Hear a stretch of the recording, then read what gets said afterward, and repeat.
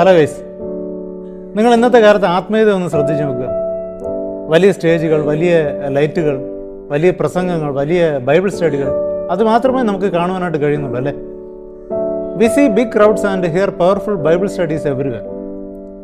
പക്ഷെ ഒരു നിമിഷം ആലോചിച്ച് നോക്കൂ, ഈ ശബ്ദങ്ങൾക്കിടയിൽ വേദനിക്കുന്നതിൻ്റെ മൗനം നമുക്ക് എപ്പോഴെങ്കിലും കേൾക്കുവാനായിട്ട് കഴിഞ്ഞിട്ടുണ്ടോ, സാധിച്ചിട്ടുണ്ടോ? നമുക്ക് നാം പ്രസംഗിക്കുവാനും ബൈബിൾ സ്റ്റഡി കൊടുക്കുവാനും എല്ലാം നല്ല മിടുക്കന്മാരാണ്. But we are failing to act. ഞാനിപ്പോൾ പറയാൻ പോകുന്ന കാര്യം നിങ്ങൾ ഒരിക്കലും മറക്കുവാനായിട്ട് പാടില്ല. അതായത് യേശുക്രിസ്തു ഒരു പ്രാസംഗികൻ മാത്രമായിരുന്നില്ല, ഹി വാസ് എ ഹെൽപ്പർ. യേശുക്രിസ്തു തൻ്റെ സമയം അധികവും ചിലവഴിച്ചത് പള്ളികൾക്കുള്ളിലല്ല, മറിച്ച് പള്ളിക്ക് വെളിയിലാണ്. ശരിയല്ലേ? അതായത് കഷ്ടപ്പെടുന്ന സാധാരണക്കാരുടെ ഇടയിലാണ് ക്രിസ്തു എപ്പോഴും കാണപ്പെട്ടത്. He went to the streets and touch the broken hearts. 5000 പേർക്ക് വചനം കൊടുത്തതിന് ശേഷം ക്രിസ്തു അവരെ വെറുതെ അങ്ങനെ വിട്ടില്ല. അവർക്ക് ആഹാരം നൽകിയിട്ടാണ് പറഞ്ഞേച്ചത്. ശരിയല്ല? അതാണ് യഥാർത്ഥ സ്നേഹം എന്ന് പറയുന്നത്. അതായത് Christ was equally concerned about the body and the soul. പക്ഷേ ഇന്നത്തെ നമ്മുടെ അവസ്ഥ എന്താണ്? വിദേശത്ത് നിന്ന് പ്രസംഗിക്കുവാൻ ആളുകളെ കൊണ്ടുവരുവാനും വലിയ വലിയ സ്റ്റേജുകൾ കിട്ടി പരിപാടികൾ നടത്തുവാനും നമ്മുടെ കയ്യിൽ ലക്ഷങ്ങളുണ്ടല്ലേ. But what about a brother who has no money for food? അല്ലെങ്കിൽ ഒന്നുമില്ലായ്മയിൽ നിന്ന് കരയുന്ന ഒരു കുടുംബം, അവരുടെ അവസ്ഥ എന്ത്?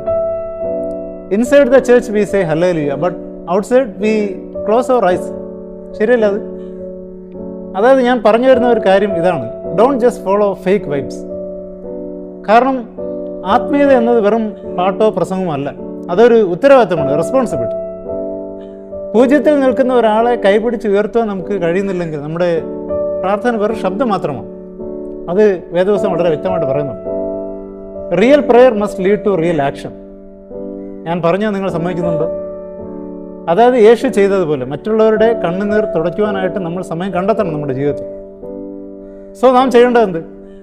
Let stop the noise and start the mission. വെളിച്ചമായി ശോഭിക്കുക എന്ന് പറഞ്ഞാൽ വെറുതെ തിളങ്ങുക എന്നല്ല അതിൻ്റെ അർത്ഥം.